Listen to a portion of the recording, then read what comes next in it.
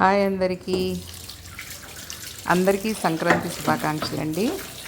మనకి సంక్రాంతి కనుమ రోజు అంటే ముందు ఏమున్నాయో లేకపోయినా నాన్ వెజిటేరియన్స్కి మాత్రం ఫస్ట్ నాటుకోడి గుర్తొస్తుందని నేను అనుకుంటాను. నాటుకోడి బిర్యానీలు అవి ఇవి గుర్తొస్తాయి ఖచ్చితంగా. ఇప్పుడు నేను కొబ్బరి పాలతోటి నాటుకోడి కూర చేద్దామని అనుకుంటున్నానండి. కొబ్బరి పాలు ఏంటంటే ముందు కొబ్బరి కొంచెం గ్రైండ్ చేసేసి గట్టిగా కొంచెం కొబ్బరి ముక్కలు ఎక్కువ వచ్చినాయి అనమాట. ఒకసారి అది కొబ్బరి అంతా కూడా గ్రైండ్ చేసేసి పాలు తీసి డీప్ ఫ్రిడ్జ్లో ఫ్రీజ్ చేసి ఉంచేసాను అనమాట. ఉంచేసి ఎప్పుడైనా కొబ్బరి అన్నం వండుకోవాలన్నా కొబ్బరి పాలతో వండుకోవాలన్నా ఇలా వాడుకుంటూ ఉంటాను అనమాట. నిజంగా అది శ్రమ లేకుండా కొబ్బరితోటి ఐటమ్స్ వచ్చేస్తాయి అన్నమాట. కొబ్బరికాయ కొట్టి ముక్కలు చేసి దాన్ని మళ్ళీ గ్రైండ్ చేసి అట్లా లేకుండా కొబ్బరి పాలు ఫ్రిడ్జ్లో పెట్టేసుకుంటే ఎప్పుడు కావాలంటే అప్పుడు వాడుకోవచ్చు, ఇలా నీళ్ళల్లో పెట్టేసి. నేను మట్టి కుండలో వండుదాం అనుకుంటున్నానండి నాటుకోడి అంటే ఖచ్చితంగా మట్టి కుండ అయితేనే బాగుంటుంది. మట్టి దాకా తీసుకున్నాను ఈ మధ్యన. దీన్ని సీజనింగ్ చేయాలన్నమాట. సీజనింగ్ అంటే పన్ను చేయటం అంటారు. పన్ను చేయటం అంటే మనం వాడకుండా అలా పెట్టేసి ఉంచుతాం కదా. ఈ మట్టి కుండలో ఎయిర్ బబుల్స్ ఉంటాయన్నమాట. వాటిల్లోకి మనం నీళ్ళన్నీ పోసి, ఇప్పుడు నేను నీళ్ళు పోసాను కదా, జుమ్మని సౌండ్ వస్తూ ఉందన్నమాట. అంటే ఈ నీళ్లు వేసిన నీళ్ళన్నీ కూడా అది పీల్చుకుంటుంది అనమాట. అందుకే చుట్టూ తిప్పుతున్నాను, పైదాకా నీరు వెళ్తుంది అని చెప్పేసి. ఆ నీరుని బాగా గట్టిగా పీల్చుకుంటుంది అనమాట ఆ కుండ. అలాగే కొంచెం వేడి చేస్తే కనుక సీజనింగ్ అవుతుంది. పన్ను చేయటం అంటారు దీన్ని. లేకపోతే కనుక అది కుండ పగిలిపోద్ది. సీజనింగ్ తప్పనిసరిగా చేయాలి. కుండ తెచ్చుకుని దాంట్లో గబగబా వండేసుకుందాం అని అనుకోకూడదు. ముందు 2 రోజులు నానబెట్టాలి. ఫుల్ డే అంతా నానబెట్టి ఆ నీళ్ళు పారబోసి మళ్ళీ ఇంకో రోజు నీళ్ళు పోసి నానబెట్టి తర్వాత ఇలా పొయ్యి మీద పెట్టి కాసేపు ఆ నీరు మరిగించి ఆ నీరు పారబోసి తర్వాత దాన్ని వాడుకోవాలన్నమాట.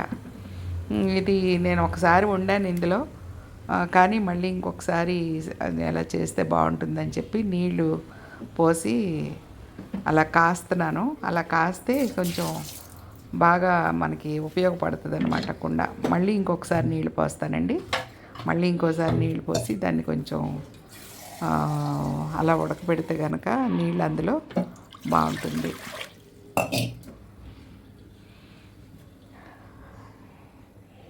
సౌండు అది వినిపించట్లేదేమో కానీ జుమ్మని సౌండ్ అయితే వస్తుంది నాకు. చక్కగా నీరు కుండ పీల్చుకున్న శబ్దం వస్తుంది కదా, వేడి రాయి మీద నీళ్ళు పోసిన అదే శబ్దం వస్తుంది. అలాంటి సౌండ్ వస్తుందన్నమాట. అందుకని ఇది చూపించాలని నేను వీడియో లెంగ్త్ అయినా కానీ నేను చేస్తున్నాను అన్నమాట ఈ పని. ఆ నీళ్ళు పారవేసి వచ్చేసాను. నీళ్ళు కాసినాయి. నాకు ఈరోజు వంట చేయడానికి 2.5 hours పట్టిందండి కూర వండడానికి. కొంచెం టైం ఎక్కువ తీసుకుంది. నాటుకోడు కదా, ఎక్కువసేపు ఉడుకుతుంది అనమాట. అదే బ్రాయిలర్ చికెన్ అయితే ఈజీగా ఫటాఫట్ చేసేయచ్చు ఒక 1/2 hourలో. కానీ ఇది కొంచెం టైం పట్టింది. అయినా కానీ కూర టేస్ట్ కోసం అలాగే వీడియో చేయాలనే ఉద్దేశంతో నేను ఓపికగా వండాను అనమాట. సిమ్లో పెట్టి జాగ్రత్తగా వండాను. చాలా బాగా కుదిరిందండి వంట. మీరు చూడండి ఎలా చేశానో. ఆ నూనె కాగుతున్నప్పుడే ఉల్లిపాయలు పచ్చిమిరపకాయలు వేసేసాను. అందులో వేసేసి ఇప్పుడు కొంచెం అల్లం కూడా వేసేస్తాను. కొంచెం వేగిన తర్వాత పక్కన స్టవ్ మీద కొబ్బరి అన్నం వండాను అనమాట. కొబ్బరి అన్నం నేను ఎప్పుడు వీడియో చేయలేదు. ఈసారి తప్పనిసరిగా కొబ్బరి అన్నం వీడియో చేసి చూపిస్తానండి. నిజంగా చాలా అంటే చాలా టేస్ట్గా ఉంటుంది. ఎందుకంటే 2 ఐటమ్స్ ఎట్ ఏ టైం అంటే కొంచెం వీడియో తీయటం కష్టం అనిపించి నేను ఈ నాటుకోడి ఇంపార్టెంట్ కాబట్టి నాటుకోడి మాత్రమే నేను వీడియో చేయటం జరుగుతుంది. కనుక శ్రద్ధగా చూడండి. కొబ్బరి పాలతోటి పూర్వం చేసేవారు. చక్కగా కొబ్బరి పాలు తీసి కూరలో మటన్ కర్రీలో కానీ చికెన్ కర్రీలో కానీ లాస్ట్లో కొంచెం పాలు పోస్తారనమాట. చాలా అంటే చాలా టేస్ట్గా ఉంటుందండి. ఎక్కువ గ్రేవీ వస్తుంది. అల్లం వెల్లుల్లి పేస్ట్ వేసాను ఇప్పుడే. అగో చికెన్ కూడా వేసేసాను. చికెన్ వాడేటప్పుడు కొంచెం శుభ్రం చేసుకోవాలి. నీట్గా ఉందా లేదా అని మనం చూసుకోవాలన్నమాట. ఎందుకంటే స్కిన్తో వస్తుంది కాబట్టి స్కిన్ శుభ్రంగా ఉందా లేదా మనం చూసుకోవాలి. చూసుకుని శుభ్రంగా కడుక్కొని మనం వాడుకోవాలి. ఇప్పుడు ఉప్పు కారం వేస్తానండి. అదో కారం వేసేసాను, ఉప్పు కూడా వేస్తాను.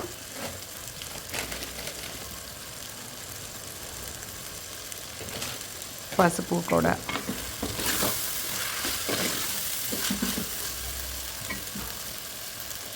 మనం గరిటెలు టక కొడతాం కదా, అదిగో పసుపు వేస్తానండి.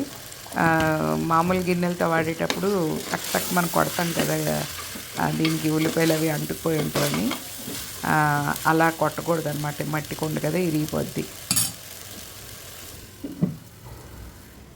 ఇది ఎంతసేపు సిమ్లోనే ఉండాలన్నమాట. కొంచెం హైలో పెట్టినప్పుడు కొద్దిగా నీరు బయటకు రావడం మొదలెట్టిన తర్వాత సిమ్లో పెట్టేయాలి. ఇంకా తర్వాత నీళ్లు పోసిన తర్వాత అందులో కొంచెం హైలో పెట్టి వండుకోవచ్చు. కానీ సిమ్లో పెడితే ఉన్న రుచి హైలో పెడితే వండుకుంటే రాదనమాట. ఎక్కువ టైం పడుతుంది కాబట్టి చక్కగా సిమ్లో పెట్టి వండాం కాబట్టి ఎక్కువ టైం పట్టింది. 2.5 hours పట్టింది. నేను 14 hours వీడియో చేశానండి మీకు. అన్నీ కట్ చేసి అట్లా 14 hours కదా, సారీ 14 minutes చేశాను వీడియో. చూసి అందరూ ఆదరిస్తారని ఆశపడుతున్నానండి. ఇంతకుముందు నేను లాస్ట్ కనుమ రోజు దాన్ని ఏమంటారు, దూపుడు పోతు అంటారు కదా, దూపుడు పోతు మాంసం కూర చేశాను అనమాట. అది చాలా బాగా ఆదరించారు. 3K ఎంతో వచ్చింది వ్యూస్. నాకు నిజంగా చాలా హ్యాపీ అనిపించింది. మళ్ళీ 1 yearకి చేస్తున్నాను. మరి ఇది కూడా ఆదరిస్తారని ఆశపడుతున్నాను. కొత్తిమీర వేసానండి. ఇప్పుడు కొత్తిమీర కాడలు లాంటివి వేసాను, ఎందుకంటే ఉడుకుతుంది కదా అందులో, అందుకని ఆకులు కాకుండా కాడలు వేసాను అన్నమాట. కనుమంటే మనకి గారెలు వండుకుంటాం, చక్కగా బూరెలు వండాలండి. గారెలు వండుకుంటాం, కోడి మాంసం వండుకుంటాం. అల్లుడు స్పెషల్స్ అనమాట ఈ కూరలో. అల్లుడు వస్తే నాటుకోడి వండితే మర్యాద. అదే దసరాకైతే వేట కూర వండితే మర్యాద. బ్రాయిలర్ చికెన్ అవి ఏం తిన్నా వేస్ట్ అని అనిపిస్తాయండి దీని నాటుకోడి ముందు. చూసారా నీరు ఎంత వచ్చేసిందో లోపల నుంచి బయటికి.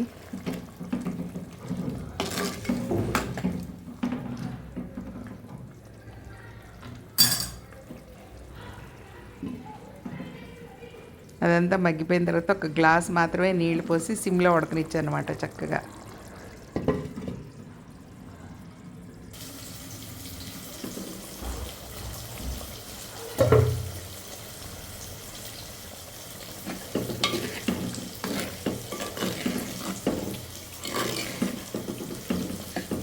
మనకి కూర ముక్క ఉడికిందా లేదా అని తెలిసిపోద్ది చక్కగా. ఈ ఉల్లిపాయలు అవి కనిపించకుండా దగ్గరికి మగ్గిపోతే జస్ట్ ఇలా నొక్కితే తెలుస్తుంది అనమాట. కానీ నాటుకోడి మామూలుగా విడిగా ఈ బ్రాయిలర్స్ అవి అయితే చూస్తే అర్థమైపోద్ది ఉడికిందా లేదా అని. కానీ ఇది ఉడకదన్నమాట, చాలా టైం తీసుకుంటుంది. కొద్దిగా బంగాళదుంపలు వేసాను, ఎందుకంటే నాకు అలా చికెన్లో ఆలు చాలా ఇష్టం అనమాట, నచ్చుతుంది. అదిగోండి ఇంకా గట్టిగానే ఉంది.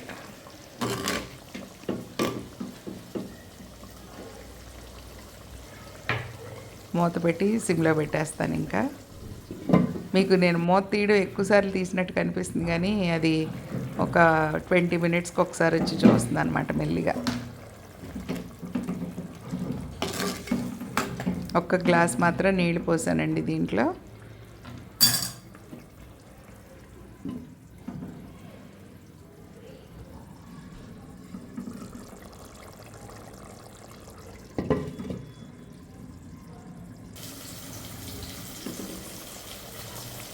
మరో పక్కన కొబ్బరన్నం తయారవుతుంది చక్కగా. కొబ్బరన్నం చాలా లేట్గా స్టార్ట్ చేశాను, అది అయిపోయింది కుక్కర్లో వండాను కాబట్టి. ఎప్పుడు నాటుకోడి నేను కుక్కర్లోనే వండుతానండి. కుక్కర్లో వండితే చాలా మెత్తగా ఉడుకుతుంది అనమాట. కానీ ఈసారి ఎందుకో పట్టుదలగా కుండలోనే వండాలి అని నిర్ణయించుకుని ఆ కుండలోనే పెట్టి దాంతో ఫైటింగ్స్ చేస్తున్నాను అనమాట. 2.5 hours ఈజీగా పట్టింది, కానీ రుచి మాత్రం అద్భుతంగా కుదిరింది. ఇది దగ్గర పడిపోయింది. ఇంకా ఇంకా కొబ్బరి పాలును మసాలాలు అన్నీ వేసేద్దాం.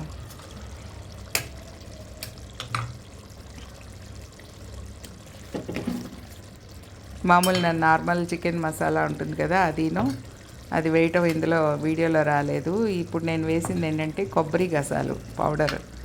కొబ్బరి గసాల పౌడర్ కూడా నేను ఫ్రిడ్జ్లో తయారు చేసి పెట్టుకుంటాను, కొంచెం కొంచెం వాడుకుంటాను అన్నమాట ఎప్పుడు కావాలంటే. ఇదిగో కొబ్బరి పాలు, ఫైనల్గా కొబ్బరి పాలు వేసేస్తున్నాను.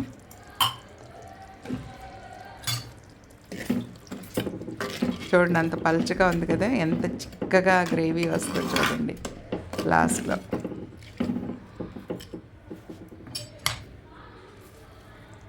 కొత్తిమీర కొద్దిగా వేద్దాము.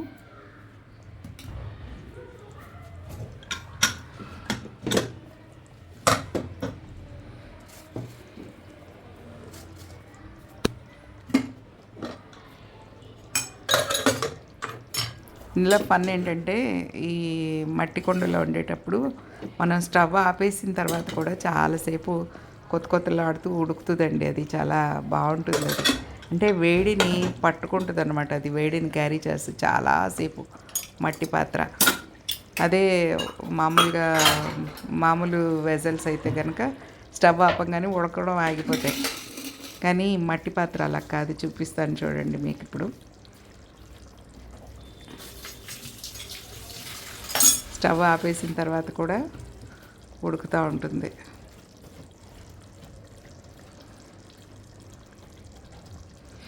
ఈ వీడియో అందరికీ నచ్చుతుందని ఆశపడుతున్నానండి. నిజంగా ఎక్కువసేపు కష్టపడ్డాను దీని గురించి. దయచేసి అందరూ లైక్ చేయండి. చిన్న లైకే కదా నేను ఇంత కష్టపడినందుకు. నాకు లైక్లు సబ్స్క్రైబ్స్ అడగాలంటే నాకు ఎందుకో చాలా మొహమాటంగా ఉంటుంది. నచ్చితే వాళ్ళు లైక్ చేస్తారులే అనుకుంటా, కానీ నాకు విడిగా వాట్సాప్లో వాటిల్లో పెడుతుంటారు అనమాట, చాలా బాగుంది మీ కూర అని. అలా కాకుండా అందులో పెట్టండి కామెంట్ అంటూ ఉంటాను, లైక్ చేయండి అని చెప్తూ ఉంటాను. అప్పుడు ఉడికిపోయిందండి, కూర ఉడికిపోయింది, మెత్తగా అయ్యిందనమాట. స్టవ్ ఆపేసాను నేను, ఇప్పుడు మూత పెట్టేశాను. చూడండి కింద మంట తీసేసినా కూడా ఉడుకుతుంది. అది చూపిస్తాం అనమాట నేను.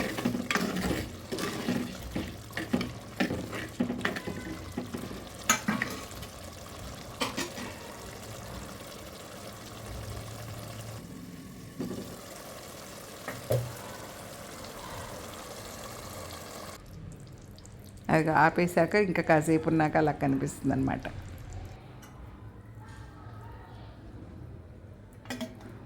కొబ్బరి అన్నం వండుకున్నానండి.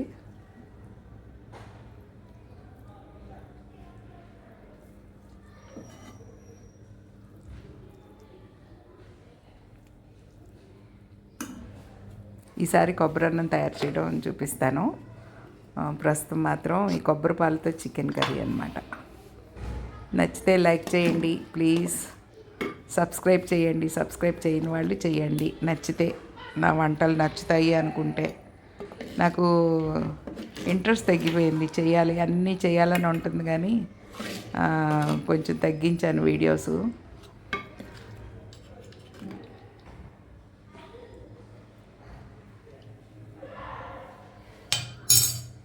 థ్యాంక్ యూ ఫర్ వాచింగ్ అండి. అదిగో నా భోజనం ఈవేళ.